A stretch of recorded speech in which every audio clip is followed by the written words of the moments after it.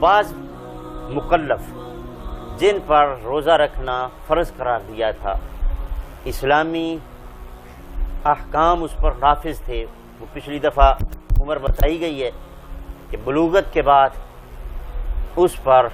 نماز، روزہ، حج، زکوٰۃ فرض ہو جاتا ہے، لیکن اگر ان علامتوں میں سے کوئی علامت ظاہر نہ ہو، چاند کے حساب سے عمر پورے 15 سال ہو جائے تو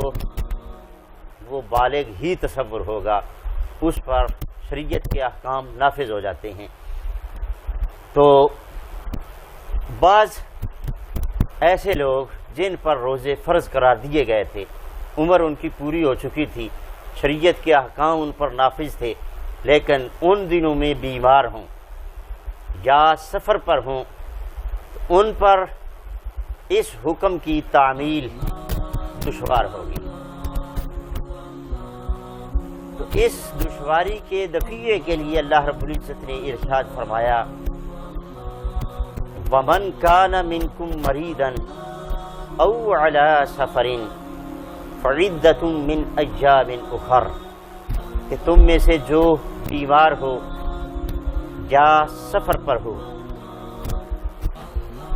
اس قدر بیمار ہو کہ اس کی جان کو خطرہ ہو یا بیماری شدت اختیار کر جائے یا بیماری کے لمبے ہونے کا یقین ہو جائے، ایسی صورت میں اس کو روزہ چھوڑنے کی اجازت ہے۔ اسی طرح کوئی حمل والی خاتون ہے جس کو اپنی جان کا خطرہ پیدا ہو جائے یا پیٹ والے بچے کے بیمار ہونے کا خطرہ ہو یا اس کے مر جانے کا خطرہ ہو، اس بننے والی ماں کو بھی روزہ چھوڑنے کی اجازت ہے۔ اسی طرح ایسی ماں جو بچے کو دودھ پلا رہی ہو، اسے اندیشہ ہو کہ روزہ رکھنے کی وجہ سے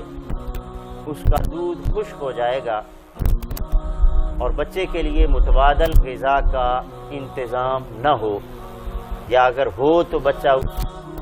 غذا کو قبول نہ کرتا ہو، صرف ماں کا دودھ ہی اس کا گزر بسر کا ذریعہ ہو، ایسی صورت میں دودھ پلانے والی ماں کو بھی روزہ چھوڑنے کی اجازت ہے۔ اسی طرح شرعی سفر کے 92 کلومیٹر سفر کی نیت سے اپنے گھر سے چل پڑے، خواہ وہ سفر پیدل ہو یا سوار ہو کر ہو، ہوائی سفر ہو، خشکی کا سفر ہے یا سمندر میں سفر کر رہے ہوں، سحری بھی سفر کی حالت میں ہوئی ہو، تو ایسے مسافر کو بھی روزہ چھوڑنے کی اجازت ہے۔ لیکن اگر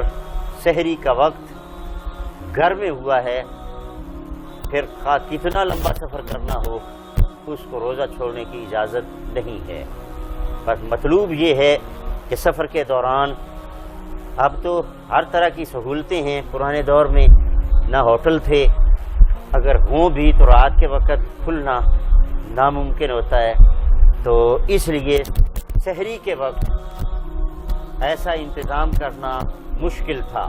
تو اس لیے اجازت دی گئی ہے۔ افطاری چونکہ سارا دن گزارنے کے بعد ہوتی ہے، تو سفر میں ہوں تو وہ تو انتظام ہو سکتا ہے، کھا پی کر ہی سفر کرنا ہے، تو وہ ناممکن نہیں تھا۔ سحری کا وقت، وہ وقت گزارنا سفر کی حالت میں دشوار گزار تھا، اس لیے اللہ رب العزت نے اجازت عطا فرما دی کہ جس کی سحری سفر کی حالت میں ہو اور وہ سفر بھی اتنا ہو کہ کم از کم 92 کلومیٹر کی نیت سے گھر سے چل پڑیں، اپنی آبادی سے باہر آئیں اور پھر سحری ہو، تو پھر اس کو روزہ نہ رکھنے کی اجازت ہے۔ اسی طرح جو شخص ضعف اور ناتوانی کے سبب رمضان المبارک کے دوران روزہ نہیں رکھ سکتا، انتہائی بڑھاپا ہے اور بڑھاپے میں روز بروز اضافہ ہوتا جا رہا ہے، طاقت کم ہوتی جا رہی ہے اور اس کے سنبھلنے کی امید نہیں ہے اور دنوں میں سنبھل کر اس کو قضا کرنے کی بھی امید نہ ہو، تو ایسے بوڑھے شخص کو بھی روزہ نہ رکھنے کی اجازت ہے۔ پہلے سارے لوگ جو بیمار ہیں یا کوئی حاملہ ہے یا دودھ کے دوران بچے کی جان کا خطرہ ہو، ان عورتوں کو روزہ چھوڑنے کی اجازت ہے۔ اسی طرح حیض اور نفاس کی حالت میں عورتوں کو روزہ نہ رکھنا واجب ہے۔ نماز ان کو ان دنوں میں معاف ہوتی ہے، لیکن روزے کی قضا کرنا بھی فرض ہوتی ہے۔ ان دنوں میں رکھنا حرام ہے ان کے لیے، لیکن معاف نہیں ہے روزہ، روزے کی قضا کرنا ان پر فرض ہے۔ تو یہ تمام لوگ جو ہیں یہ 11 مہینوں میں رمضان المبارک کے بعد آئندہ رمضان المبارک تک جب چاہیں ان دنوں کی قضائی کرنی ان پر فرض ہے کہ جتنے دن رمضان المبارک کے دوران انہوں نے روزے کا لاغا کیا ہے وہ رمضان المبارک کے بعد اس کی قضائی نہیں۔